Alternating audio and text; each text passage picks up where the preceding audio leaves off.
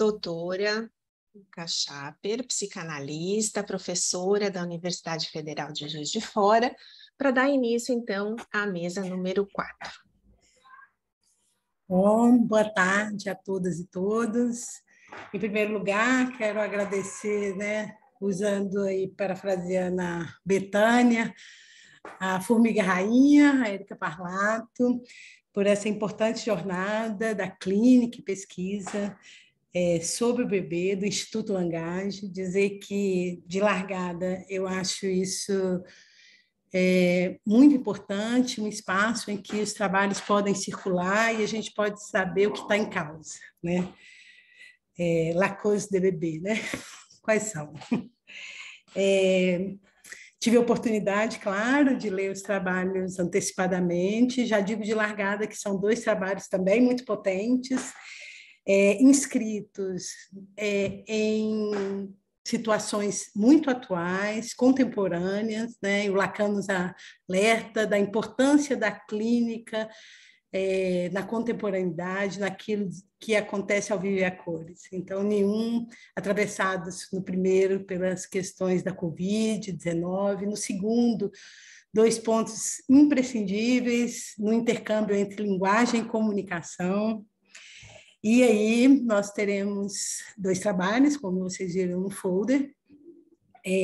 O primeiro dessa mesa 4, Crise e as possibilidades nas sessões. Um trabalho muito interessante, muito importante, como eu disse já, da Mariana Negri, da Mônica Campos e Denise Bessa.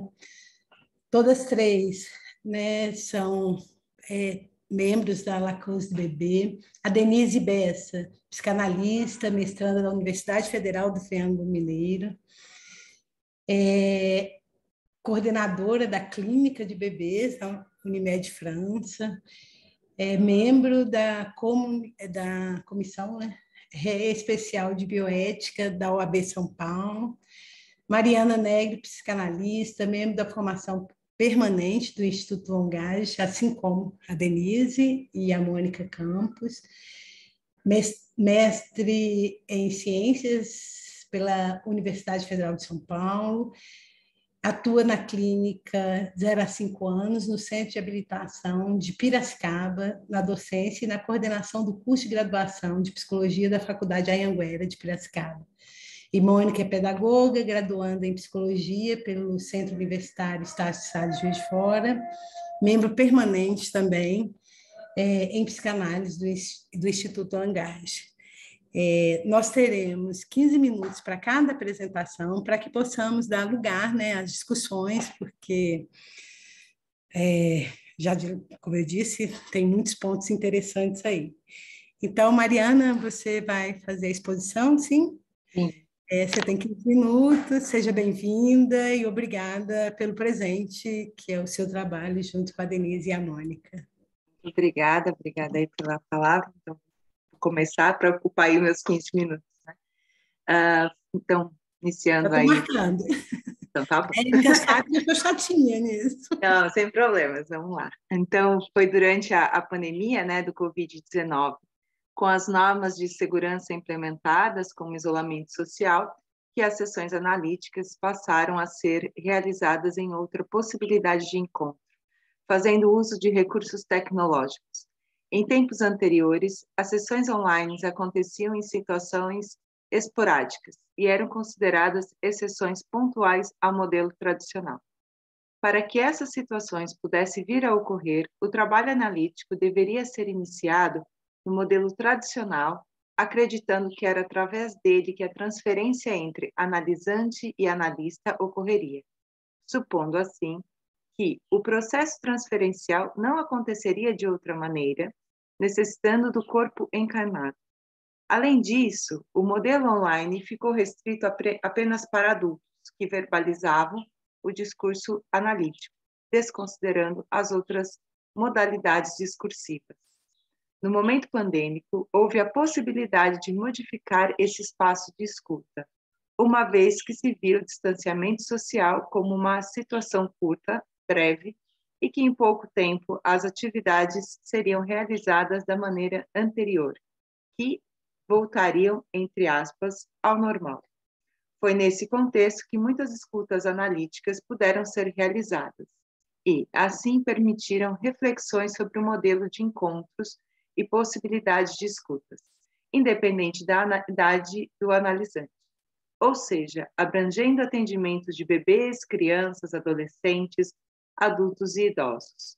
Assim, a escuta online também permite a interpretação do sujeito, na sua linguagem de forma multimodal, através de dispositivo eletrônico amparado por uma tela, mas em presença. Apesar de ter se tornado uma realidade, a sessão online não é um consenso entre psicanalistas. Há profissionais que acreditam não ser possível fazer análise sem estar fisicamente próximo ao sujeito, enquanto outros defendem que há presença na sessão síncrona, online. O psicanalista Antônio Quinet afirma que, abre aspas, temos que sustentar o endereçamento da associação livre ao analista, e isso é perfeitamente possível fazer online, fecha aspas, página 17, 2020. Ele complementa dizendo que os atendimentos virtuais são, abre aspas, ao vivo e, portanto, também contam com um analista presente. Algumas experiências mostram o quanto o dispositivo eletrônico tem se apresentado como um facilitador, mas de uma forma eficiente de reprodução e difusão da linguagem possível produzida pelo sujeito, permitindo o trabalho analítico. Segundo Capolati e Pereira, 2020, do ponto de vista clínico e político, abriu-se o caminho para uma prática mais direta, barata e acessível, ligando sem intermédios institucionais o suposto psicanalista e o eventual analisante. Eles acrescentam que, bem aproveitada, essa nova realidade pode tornar possível algumas formas de escuta e de intervenção psicanalítica a uma vasta camada da população que, por limitações econômicas, geográficas ou políticas, jamais teriam acesso a elas nas condições atuais. Se para a população adulta já é uma contradição entre as possibilidades de escuta, para a análise de crianças e bebês, onde não havia a possibilidade do online, abriu-se também a possibilidade de discurso sobre a prática. A equipe de pesquisa italiana que trabalha no desenvolvimento de protocolos de diagnóstico precoce do transtorno do espectro autista, da Fundação Stella Maris, coordenada por Fábio Apicella, foi autorizado a continuar o trabalho analítico no modelo online com crianças durante o lockdown.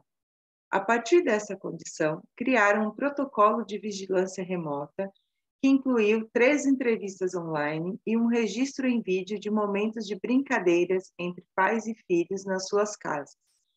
A experiência permitiu novas discussões na equipe, como a necessidade de criar uma ferramenta de acompanhamento das famílias e o direcionamento das sessões online, além de pensar novas modalidades de avaliação em crianças em sofrimento psíquico. Eles apontam que esse protocolo irá melhorar a capacidade da equipe de detectar risco e ativar precocemente a intervenção singularizada. Em discordância, Pinho, 2020, afirma que, na impossibilidade de sustentar o discurso sem o suporte lúdico e o corpo presente, o trabalho ficaria muito restrito, inviabilizando uma intervenção que não fosse com a presença concreta do analista na cena clínica. Segundo esse autor, o trabalho online não consiste em uma equivalência, nem em uma substituição ao trabalho presencial em consultório. E acrescenta que, abre aspas, os limites que se impõem são inúmeros e o tratamento de algumas crianças não se tornou viável dessa forma. Fecha aspas. Na mesma direção, outros autores afirmam que as especialidades dessa clínica infantil transcendem o território da palavra, sendo presença real do corpo essencial. Esses autores acreditam que, por se tratar de crianças pequenas que não utilizam a palavra como discurso e tampouco fazem uso de metáforas, a análise se situa mais no campo da metonímia e as sessões se dariam através do deslocamento do gozo, do que na utilização de interpretações metafóricas. Borcaro, 1999. Diongo, 2021, acrescenta aqui: com as crianças, caminhamos ampliando e deslocando sentidos através do brincar, mais do que interpretando através das palavras. Aliás, algumas vezes, as crianças nos dizem: chega de falar, vamos brincar. Não poder atrapalhar, compartilhando o mesmo espaço e objetos, inviabilizou alguns atendimentos. Fecha aspas. É evidente a importância de considerar cada análise na sua singularidade e garantir um bom enquadre se faz essencial para que a sessão de análise online ou em presença ocorra. Considerando essa singularidade, a equipe de PISA identificou que as sessões online favoreceram algumas crianças autistas no seu processo analítico, enquanto outras não tiveram esse mesmo resultado. Um pequeno analisante, sem uso do discurso verbal, era escutado em presença física por uma das analistas autoras desse trabalho e precisou recorrer às sessões online devido ao contexto pandêmico. Nessa mudança de cenário, foi possível perceber o quanto a criança estava sendo beneficiada com um novo modelo. Seus familiares participavam mais e puderam escutar os jogos multimodais presentes no discurso da criança, colocando-lhes palavras que, aos poucos, puderam ser verbalizadas pelo próprio analisante. Assim, consideramos que qualquer escuta analítica transcende o território da palavra oralizada, pois o sujeito fala de formas diversas. Parlato Oliveira, 2019, diz que a fala, abre aspas, não é a única expressão da linguagem do sujeito. Seus gestos, movimentos, expressões corporais compõem um sistema complexo de produção e expressão da linguagem. Fecha aspas. Sendo assim, o bebê e a criança pequena falam de diversas formas e sustentamos a análise através das interpretações, utilizando os recursos lúdicos, estabelecendo jogos simbólicos via tela, que será ilustrado a seguir.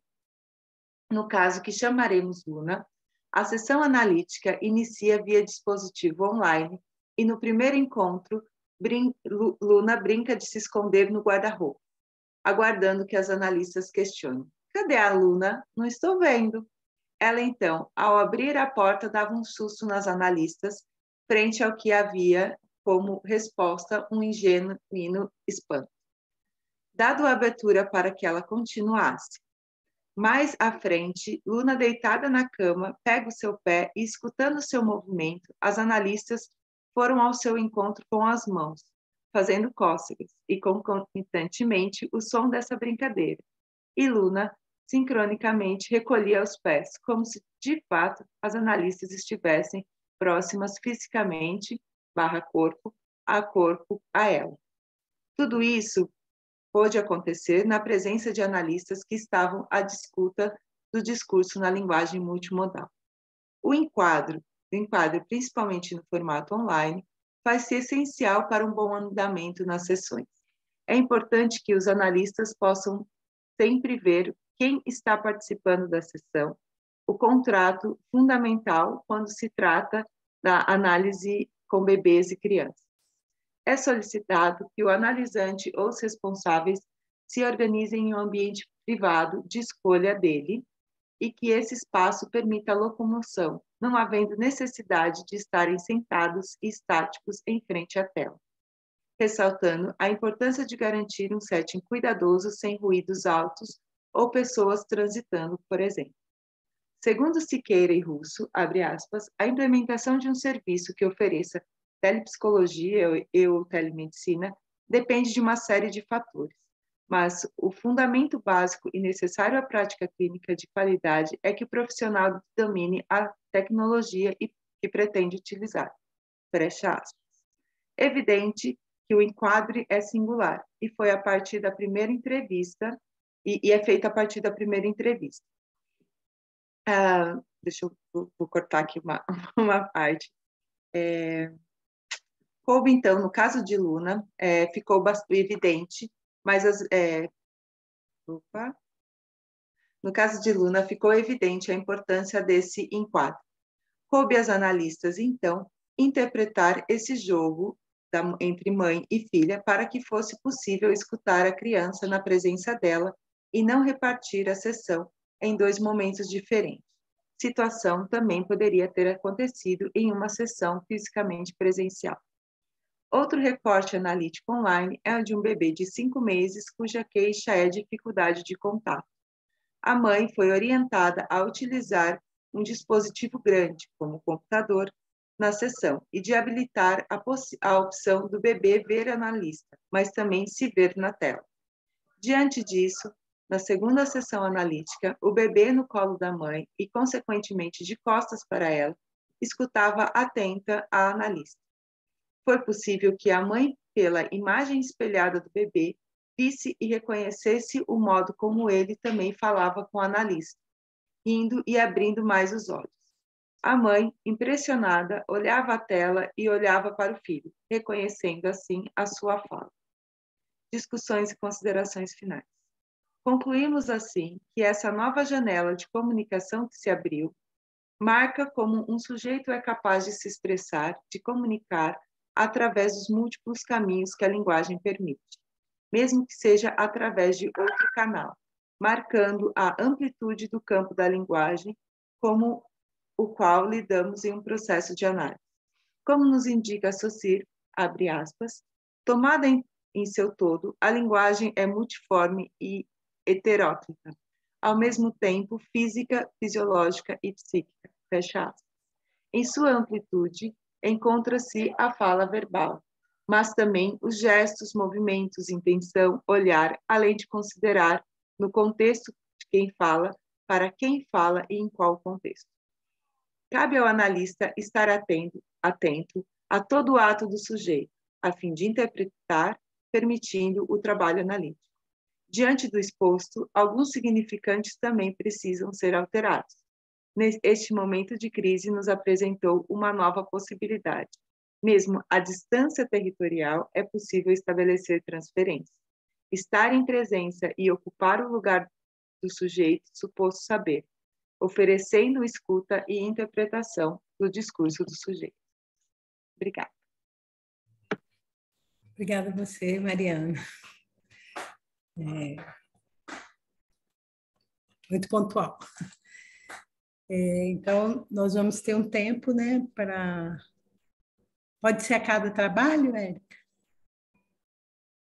Pode sim, você que sabe, Ilka, como você quiser coordenar melhor o tempo. Tá. Então, a gente tem mais uma possibilidade, né, de tempo, porque a Mariana foi muito pontual. Eu acho importante, né, a gente poder falar um pouco a cada trabalho, porque vem, né, assim, às vezes, interrogações. Ok. E eu achei interessante isso que a Mariana, a Denise e a Mônica trazem, desse enquadre, né? Porque as questões que se colocam, como diz Lacan, né, no trabalho, é o que é do atual. Né? Isso teve uma exigência que criou possibilidades, limites, mas, bom, no dito presencial isso também acontece, né? E também achei importante que vocês trouxeram autores tanto que vão ao encontro, como de encontro dessa possibilidade, trazendo elementos para reflexão aqui. Então, vamos abrir para as questões. Eu não estou conseguindo ver todo mundo, não sei se tem alguém inscrito. Quando aparece alguém que levanta a mão, a gente consegue ver, tá? Não, então... sim, porque ele entra na fila, né? Isso. Primeiramente, obrigada, Ilka, pelas suas considerações. Acho que realmente a gente tem que pensar um pouco do modelo que vinha para o modelo aí mais atual, né?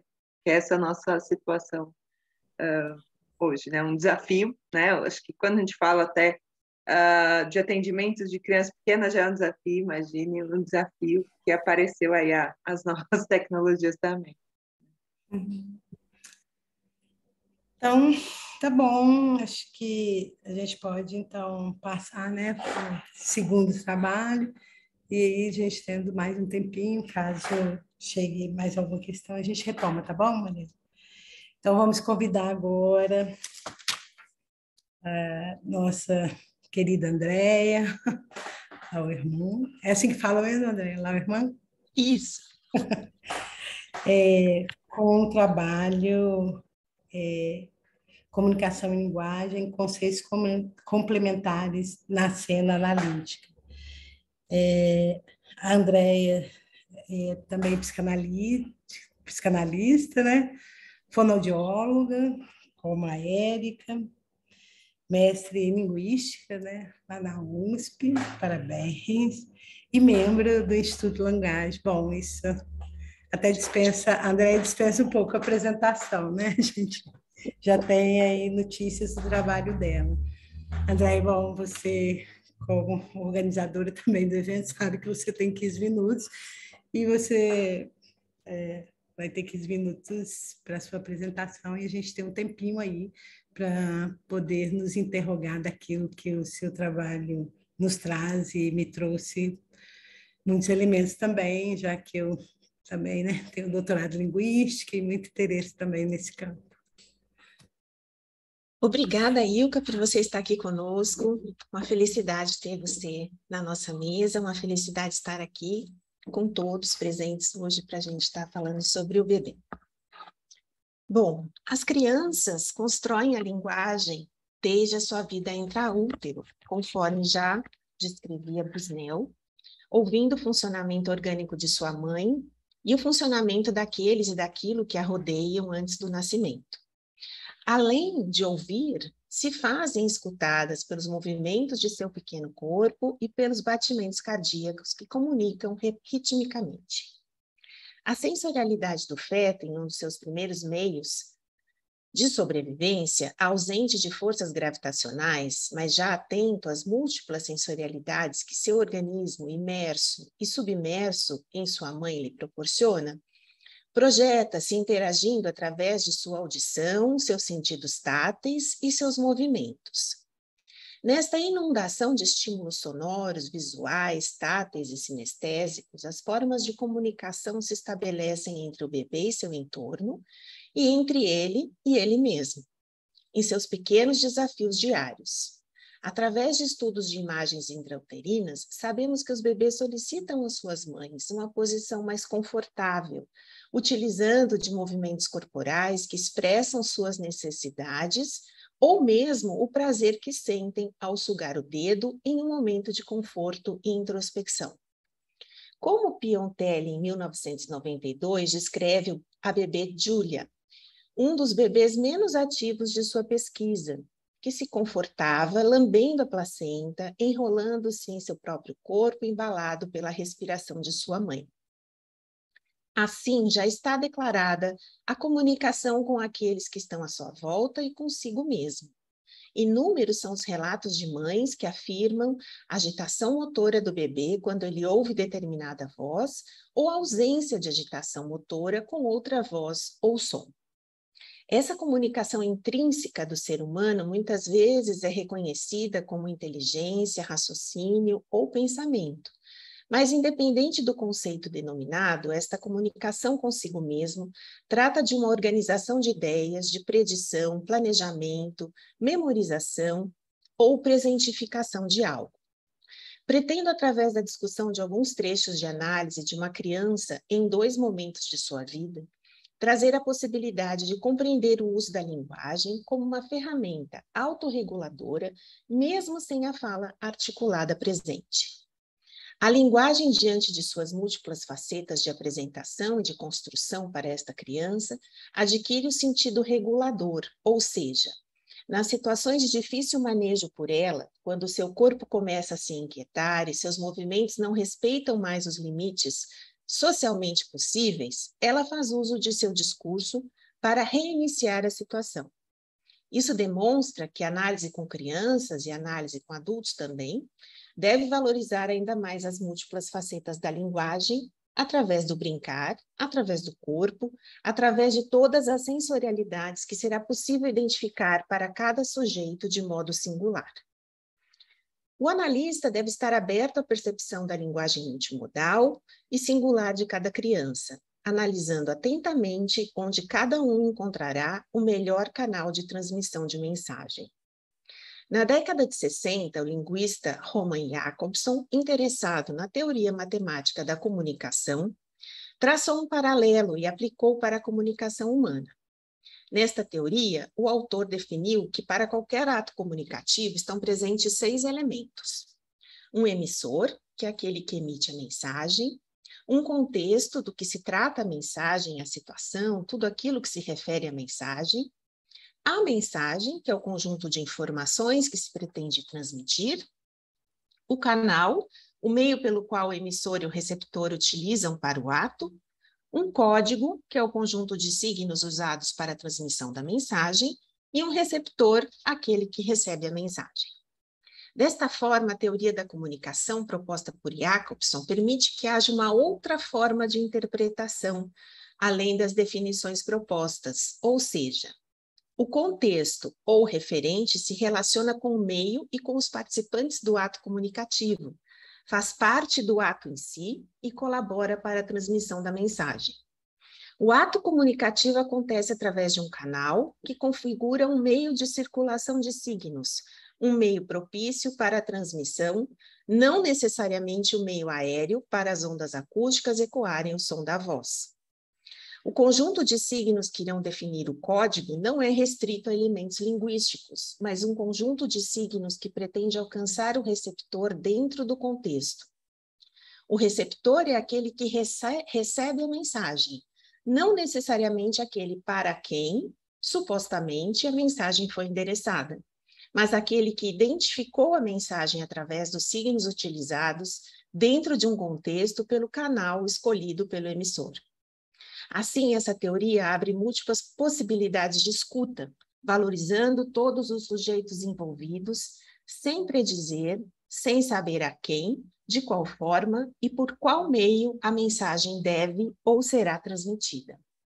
Isso nos desafia a pensar em alguns paradoxos de análise com bebês e crianças pequenas e chamarei a atenção para 3 pontos. Em primeiro lugar, quando a criança não fala, ora, há pouco discutimos o uso da linguagem como meio autorregulador, mas discutimos também as múltiplas possibilidades do ato comunicativo em seus 6 elementos constituintes. Nesta clínica, faço importante a distinção entre os termos fala, língua e linguagem, e será fundamental para a trajetória deste caso, pois quando me refiro à língua, digo sobre o código linguístico em uso comum aos habitantes de uma comunidade. Quando me refiro à fala, digo do ato articulatório que produz sons através da passagem de ar pelas pregas vocais e articulação dos órgãos fonadores. Sobre o aspecto fonético, e, finalmente, quando me refiro à linguagem, digo sobre as possibilidades comunicativas de cada sujeito, no uso pleno de seus sentidos, seu corpo, o ambiente que o envolve e os interlocutores que o cercam. Como afirmou Saussure em seu livro Curso de Linguística Geral, mas o que é a língua? Para nós, ela não se confunde com a linguagem. É somente uma parte determinada, essencial dela, indubitavelmente. É, ao mesmo tempo, um produto social da faculdade de linguagem e um conjunto de convenções necessárias, adotadas pelo corpo social para permitir o exercício desta faculdade nos indivíduos. Tomada em seu todo, a linguagem é multiforme e heteróclita. O cavaleiro de diferentes domínios, ao mesmo tempo física, fisiológica, psíquica, e ela pertence, além do domínio individual, ao domínio social. Não se deixa classificar em nenhuma categoria de fatos humanos, pois não se sabe como inferir a sua unidade. Em segundo lugar, a análise com crianças através de dispositivos para o atendimento online. Ou seja, analista em um local utilizando um dispositivo e conecta ao analisando e sua família através de uma plataforma, estes em outro local com outro dispositivo, mas ao mesmo tempo. Aprendemos muitas lições com a pandemia, e uma delas, a meu ver, é muito digna quando podemos oferecer o atendimento de excelência a localidades distantes e às pessoas invisibilizadas pelo sistema. As discussões nessa direção são inúmeras, e uma delas é a dificuldade de utilizar brinquedos. Existe a impossibilidade de trocar brinquedos fisicamente com a criança, mas utilizamos os brinquedos. E, acima de tudo, o brincar não se faz somente através de brinquedos.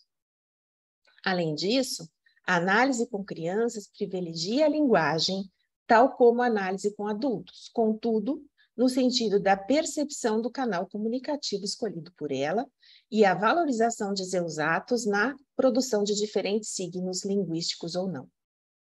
A comunicação, que vem do latim communicatio, refere-se ao ato de compartilhar, tornar comum, e segundo o dicionário de linguística, a comunicação prevê a troca verbal entre um falante que produz um enunciado destinado a outro falante, um interlocutor, através de um código comum a ambos, ou seja, uma informação que é transmitida de um ponto a outro, lugar ou pessoa. Jacobson dedicou-se, dentre tantos estudos, às funções da linguagem, primeiramente buscando compreender a finalidade do uso da língua, em como se estabelece a comunicação entre um remetente e um destinatário.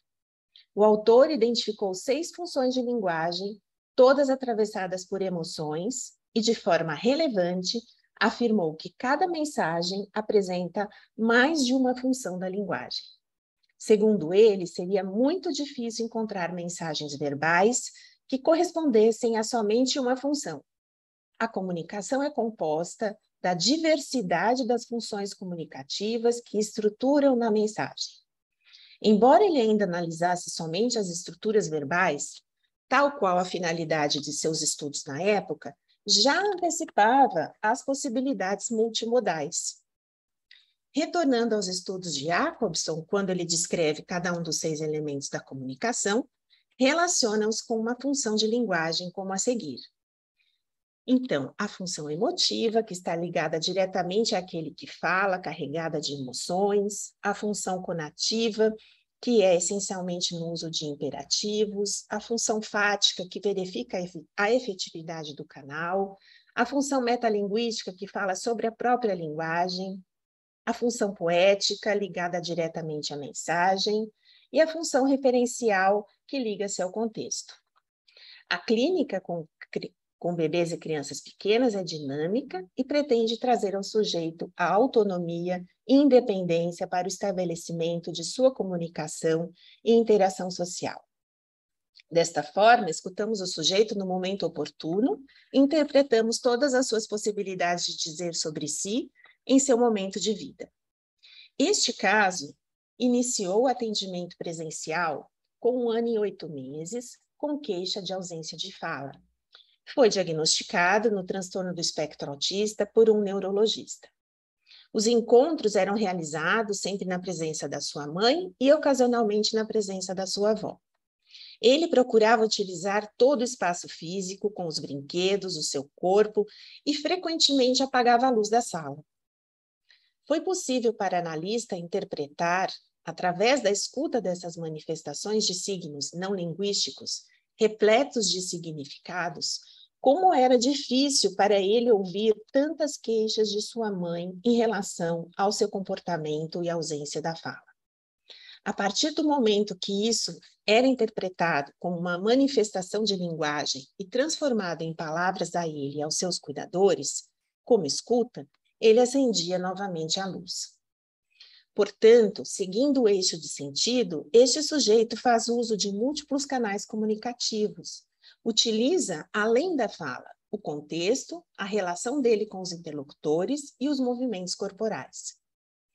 Após alguns meses, foi decidida a alta, junto com ele e sua família. E aos 6 anos, a sua mãe buscou uma nova escuta para outras demandas relacionadas à entrada na escola. Devido à pandemia, iniciamos atendimentos online e, neste momento, ele domina o discurso oral. Contudo, a escuta de uma linguagem multimodal é imprescindível. A cena acontece na sala da casa da família, em contato com o analista através do celular, disposto a visualizar todo o ambiente. Estão presentes ele e a mãe. Em certo momento, quando sua mãe discorre sobre todas as coisas reprováveis que aconteceram naquele dia, ele se inquieta na cadeira, rola no chão, pula, até se colocar de costas para a analista e para sua mãe e dizer: ela quer me catar e me jogar fora. E então senta-se novamente na cadeira, olha para sua mãe e diz: eu não vou mais bater no tio da perua. A mensagem do sujeito inicia antes mesmo da primeira palavra ser dita, pois a inquietação do seu corpo traduz as suas inquietações, ou como está difícil de ouvir tudo aquilo. Seu corpo e seus movimentos denominam o primeiro canal comunicativo na produção de signos não linguísticos, repletos de significados, uma estratégia similar utilizada por ele quando menor. A interpretação da situação por ele ali vivida é clara, mas ele vira-se e diz a si mesmo, em uma função de linguagem denotativa, supostamente sem endereçamento, mas faz uso do contexto para que a mensagem seja ouvida por todos, inclusive por ele mesmo. E isto o organiza no plano das ações e no plano corpóreo. Supostamente, as cenas apontam que a intenção primária deste nosso sujeito falante é se ouvir, se falar em voz alta, para entrar novamente no discurso e no comportamento social esperado pela sua família durante a cena analítica. Dando sequência à segunda mensagem endereçada, com corpo e olhar à sua mãe, ele entra no esperado fluxo comunicativo, embora através da função de uma linguagem emotiva, com a resposta de sua primeira inquietação. Ou seja, para ela não me jogar fora, não posso bater no tio da perua, agora em primeira pessoa. Assim, seu trabalho de análise é feito desde o início dos atendimentos, pois demonstra que um enunciado tem força de alcance, mesmo quando não coopera com o ato comunicativo esperado. Sujeito A olhando para o sujeito B, transmitindo uma mensagem através de um código preferencialmente oral. E como afirmou Jacobson, na transmissão de uma mensagem, encontramos uma função relevante, mas a riqueza da transmissão da mensagem está na diversidade do uso de diferentes funções. Quando o analista tem a oportunidade de ser o melhor ouvinte, ou seja, valorizar cada um dos 6 elementos da comunicação. Estes pequenos recortes demonstram como o sujeito pode se constituir no discurso, e a escuta de qualquer produção, seja oral, gestual ou silenciosa, compõe a análise com crianças. Portanto, o trabalho psicanalítico apoiado em outras disciplinas proporciona um olhar crítico e complementar à prática, que nos permite considerar as possibilidades multimodais da linguagem na clínica, em adultos e crianças, independente do canal utilizado, falantes ou não, e do contexto, presencialmente ou online. Muito obrigada. Muito obrigada a você, também foi pontual. E muito interessante, né, como o seu trabalho, ele dialoga, né, com o trabalho anterior da crise e as possibilidades, né, nas sessões, dando, como a gente diz, né, carne, elementos e subsídios, né, se a gente sustenta a tese de que há um trabalho ali a ser feito no online. Eu acho que isso que você diz, né, André, afirma no texto da interlocução, interface, transdisciplinaridade, de o analista poder contar, né? Não é recorrer, poder contar com isso, né?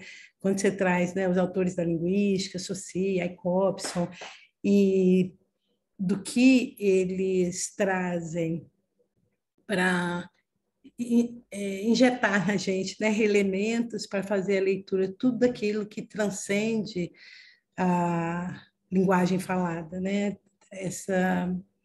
A língua falada, isso que coloca elemento e lugar para o que é a linguagem nas suas possibilidades de diferentes manifestações, né?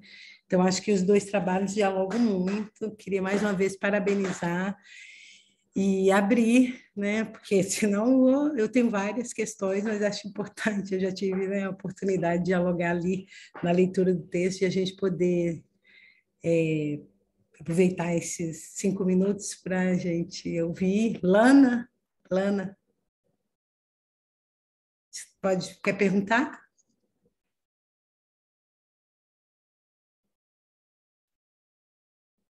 Lana? A gente não está te ouvindo, Lani, nem te É vendo. porque o microfone está desligado, desativado. Seu microfone está desativado, Lani.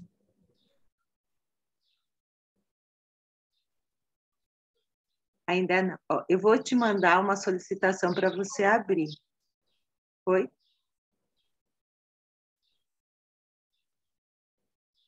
Não? Estão me ouvindo agora? Sim, sim.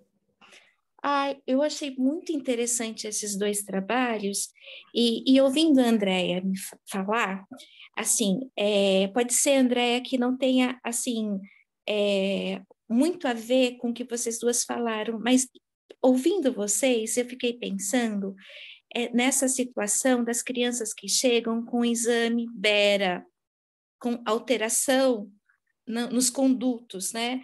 E eu achei muito bonito, porque daí você vai falando dessa questão, né, dessas interfaces da linguagem, e é como se fosse sendo feita uma reconstrução. No encontro que eu tive com a Lasnik, ela disse dessa questão da dor da criança, do refluxo, e o quanto isso poderia provocar um certo retraimento.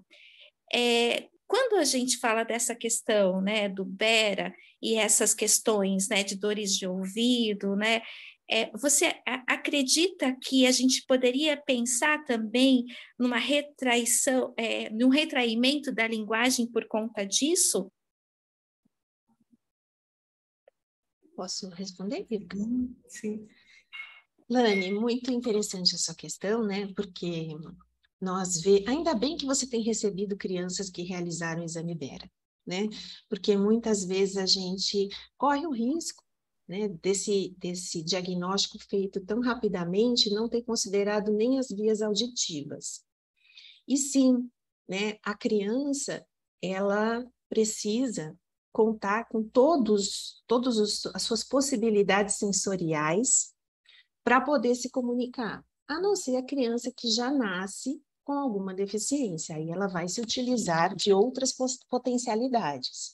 Mas se a criança ela tem uma otite, como você citou, ou ela tem ainda uma falta de amadurecimento dos canais auditivos, isso pode influenciar, sim, no aparecimento da fala, mas não no aparecimento da linguagem. Certamente essa criança já estava se comunicando de alguma forma, mas ainda com a expectativa social de que ela falasse, e muitas vezes que ela já falasse até corretamente. Então, a gente sempre solicita mesmo que o exame auditivo seja feito para que a gente descarte, né, essa falha sensorial aí nos primeiros anos de vida. Muito bom. Kátia? Bom te ver, Kátia. Bom te ver, Ilka, também. Parabéns, André e Mariana, por esse trabalho maravilhoso, magnífico mesmo, bem embasado. E aí eu quero dizer a máxima do macaco Simão aqui, que é: quem fica parado é poste mesmo. Então, a gente tem que correr atrás do que está sendo divulgado, construído, pesquisado sobre a criança. Clínica e ciência realmente andam de mãos dadas, e negar isso é negar. Negar a existência da própria ciência ou da prática da clínica embasada em vice-versa. Clínica e ciência se alimentando. Eu percebi assim, em todos os nossos trabalhos aqui, tem palavras que vão fazendo uma narrativa, né? Sujeito, linguagem multimodal, produções linguageiras, o bebê como sujeito, o analista, o analista junto com o bebê e os seus pais sempre. Não se pode tirar, jamais, não dá mais para dizer que você, vou fazer uma clínica de bebê, pegando o bebê, botando na sua sala e vamos lá, vamos conversar. Não existe isso, né? Então, a gente está aqui, acho que no universo de... Tínhamos, não sei, agora tem 107, mas tinha muito mais do que isso, mas que a gente possa disseminar, divulgar esses novos conhecimentos, esses novos saberes, essas novas práticas, de que é possível, sim, trabalhar baseado em pesquisas, em ciência, trabalhar a nossa clínica com os bebês para que a gente possa, cada vez mais, ajudar esse bebê, não com intervenções precoces, mas com intervenções oportunas, enxergando e percebendo e se comunicando com esse bebê, junto com seus pais, de uma maneira respeitosa. Quando quem foi que falou? A Gláucia falou que a Érica é a grande... a rainha do formigueiro, né? Eu diria que a Érica é o próprio formigueiro, porque uma rainha no formigueiro, ela vai só sendo alimentada, não é? Ela que mantém a vida do formigueiro, mas eu vejo a Érica como o próprio formigueiro, sabe? Onde todos nós, a gente se alimenta dela, ela se alimenta da gente também, eu acho que é essa a nossa proposta, né? De trabalho, de trabalhar de forma transdisciplinar, ninguém nas suas caixinhas, e a gente vai lá entrelaçando os nossos conhecimentos. É uma honra participar desse grupo do Instituto Lagarde. Muito obrigada, Kátia, né? O seu comentário veio ao encontro, né, dos dois trabalhos. E agora, para fechar a nossa discussão aqui, a Rainha Formiga, agora Érica Parlato. Uma formiguinha. Não, eu só queria complementar um pouquinho ali enquanto formiga. Primeiro que é um prazer, gente. Vocês estão vendo que realmente é um grupo de trabalho em torno do bebê que a gente tem aqui no Instituto Langerge. Nós estamos muito felizes com a oportunidade de mostrar o que a gente tem produzido. Mas eu só queria alinhavar rapidinho, Ilka, uma questão que teve mais cedo sobre a questão do sofrimento com a forma que a Laine coloca agora a questão da dor, porque, por exemplo, a dor ninguém discute, que é da ordem do sofrimento. Mas a grande questão é a gente pensar que é totalmente subjetivo, né? Como cada um tem um limiar de dor diferente, uma sensação diferente, e como cada sujeito vai reagir de uma forma à sua situação de dor. Então, nós estamos a manhã toda aqui colocando esse bebê na cena, que é um termo que a Ilka gosta, né, trazendo o bebê para a cena, para mostrar que não podemos nem mesmo imaginar que um bebê com dor, ele pode se retrair. Um bebê com dor, ele pode fazer muita coisa. Pode ser da ordem do retraimento, pode ser da ordem da busca incessante de solução, né, para resolver essa dor e chamar o outro e pedir ajuda. Então, assim, só encerrar aqui o meu comentário dizendo que é realmente o que cada um faz com aquilo que tem, desde o bebê. Então, se a gente entende isso na clínica de adulto, né, a gente também vai pensar isso na clínica de bebês. É como o bebê vai fazer com a situação que ele tem naquele momento. Obrigada, Ilka.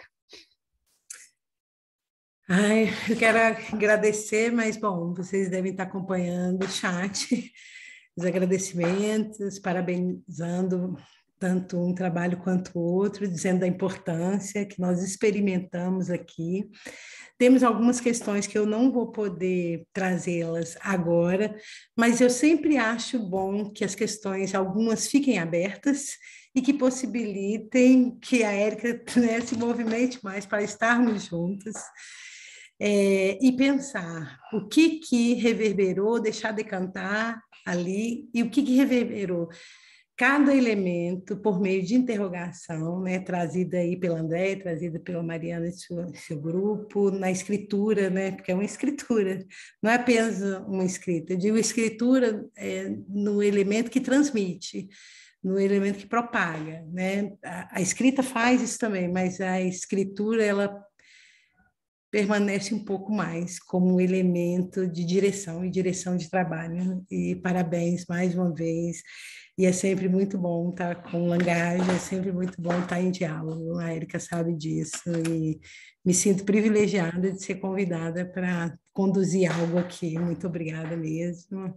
E vamos... Agradecemos, Ilka. Obrigada de estar aqui no domingo. Deixa eu só falar o que eu achei mais legal do formigueiro é o movimento. Porque se alguém parar para olhar um formigueiro, o negócio né? Nesse contexto. E muito alimentado, né?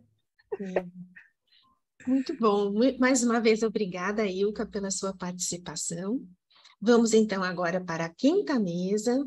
Gostaria de convidar a professora doutora Cirlei Carvalho, fonoaudióloga, professora da UFMG, que irá coordenar, então, esta mesa. Cirlei? Bom, boa tarde, né? Agora já é 13 horas aqui no Brasil. Então, primeiramente, como sempre, é um grande prazer poder participar, né, desses eventos promovidos pelo Instituto Langage. Érica aí, uma parceira de longa data e que sempre me permite conhecer, ampliar o conhecimento, né? Então, assim, e sempre me tirando um pouco da minha zona de conforto, né? Que é discutir algo que é necessário e que, ao fim das contas, permite que eu traga um olhar diferenciado na minha prática também, né? Além de poder pensar e abrir a cabeça para novas pesquisas, né? Então, muitíssimo obrigada aí pelo convite, Érica. Como já mencionaram, né, os nossos colegas, o Instituto Langage vem há anos trabalhando para a difusão do conhecimento e a professora Betânia pontuou muito bem, né, que o Instituto Langage vem trabalhando para mudar paradigmas, né, o que não é fácil, realmente, e Érica faz isso com excelência. Então, sem mais delongas, né, dando continuidade... Deixa eu só agradecer toda a parceria, né, longa, e a gente é tão em sintonia, eu estava fazendo a frase que, assim, que a gente tem uma parceria, na minha cabeça vinha a mesma palavra, de longa data, né, porque é a sintonia, né, é um prazer trabalhar com a Cirlei, né, agora a gente geograficamente está um pouco mais distante, mas realmente eu vejo aí, né, na Cirlei uma possibilidade de interlocução totalmente transdisciplinar, e a gente vai se complementando e vai pensando junto. Então, muito obrigada por estar aqui com a gente. Não, eu que agradeço